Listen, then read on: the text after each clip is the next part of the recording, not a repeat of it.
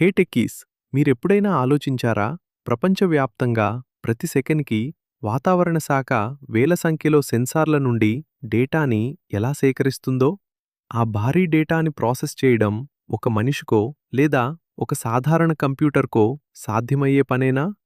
సాధారణంగా ఒక కంప్యూటర్ పాత పద్ధతిలో లైన్ బై లైన్ డేటాని చదువుకుంటూ వెళ్తే అది క్రాష్ అయిపోతుంది. ఎందుకంటే డేటా ఇచ్చే ఒత్తిడి అలాంటిది. అప్పుడే సీన్లోకి వస్తుంది మన సూపర్ హీరో టెక్నాలజీ.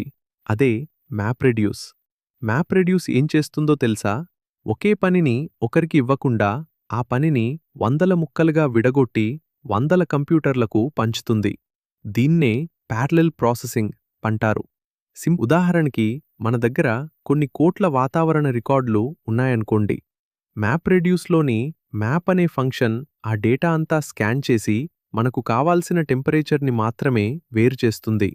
తర్వాత రెడ్యూస్ అనే ఫంక్షన్ ఆ ముక్కలన్నింటినీ కలిపి ఒక నీట్ టేబుల్లాగా మన చేతిలో పెడుతుంది. ఇక్కడ విశేషం ఏంటంటే దీనికోసం మనం హై లెవెల్ సూపర్ కంప్యూటర్లే వాడక్కర్లేదు. మామూలు సర్వర్లతోనే అద్భుతాలు చేయొచ్చు.